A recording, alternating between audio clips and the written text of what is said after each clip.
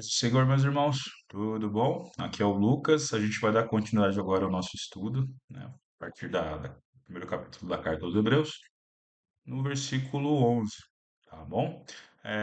No último estudo, o pastor Leonardo terminou falando a respeito da criação de Deus e a posição de Cristo enquanto ali, mediante o tempo da criação e também a criação de todas as coisas, tá? No versículo 10, está escrito assim: E tu, Senhor, no princípio fundaste a terra e os céus são obra das tuas mãos. Acerca da criação de Deus, na pessoa do Deus Todo-Poderoso, Elohim. No versículo 11 está escrito assim: Eles perecerão, mas tu permanecerás, e todos eles, como roupa, envelhecerão. Cristo, ele permanece como ser constante, né, da segunda pessoa da Trindade, e em criação também como parte atuante disso. Capítulo 1 do Evangelho de João, a gente tem uma descrição sobre o posicionamento, né, de Cristo Jesus enquanto tudo era criado mediante a pessoa de Elohim. No versículo 11, nós temos a descrição mais detalhada sobre como Cristo ele é um ser imutável, né? Deus ele permanece em constante imutabilidade, assim como não existe variação nem mudança de poder, sombra de variação de mudança, conforme a Bíblia nos diz. Então, no 11, ele diz: Eles perecerão. Quando fala eles perecerão, está se referindo a todas as criaturas feitas pela mão de Deus. Todos os seres que perecem fazem parte desse rol, enquanto seres que um dia deixarão de existir, né, por cumprir o seu propósito de forma derivativa. Como assim? Deus ele criou esses seres para que eles possam cumprir o seu propósito e então perecer. Nós todos envelhecemos durante a nossa vida. Se você tem seu bichinho de estimação, já teve mais de um, você entende que o tempo para eles que morrem antes, não é? Duram menos tempo do que você, a morte é algo que acontece e faz parte da natureza, da forma natural, né? Como as coisas existem, conforme Deus as criou. Então, Deus ele cria seres que são perecíveis e existe também uma barreira constante, no nível, né, em que esses seres são criados. O primeiro nicho são esses seres mais volúveis, né, que cumprem o seu propósito e então deixam de existir, morrem e caem, no esquecimento natural.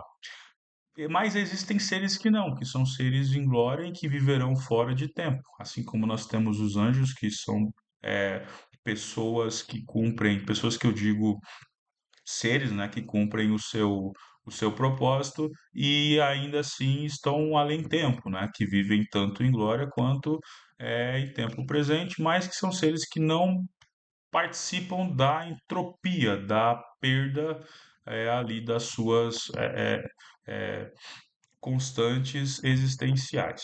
Então, em glória, eles permanecem em eternidade, assim como todo aquele que for salvo em Cristo Jesus permanecerá em eternidade.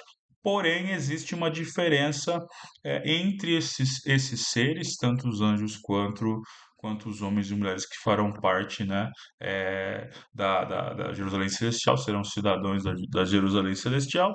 Existe uma diferença entre esses seres, nós e anjos e a pessoa de Deus, Pai, Filho e Espírito Santo, as três pessoas que compõem Deus. Porque Deus ele é um ser além tempo. Então, quando a gente fala sobre a questão de existir eternamente, existiremos eternamente, porém é diferente da forma como Deus existe, porque nós somos seres criados. Então, dentro do nosso propósito, nós vamos cumprir. Caso exista e aí que está a diferença. Caso exista a necessidade de retirada de um ser além tempo, um ser eterno, do rol, né, de composição celeste, aí sim, então haverá a perda da existência em tempo, não é? A gente tem seres que são criados para esse propósito, em glória, e seres que definharão em perdição. E então eles não compõem mais o aspecto relacional da parte de Deus. assim dizendo, nós somos seres feitos para a eternidade com propósito eterno. Até então, feitos para permanecer e estar juntamente com Deus.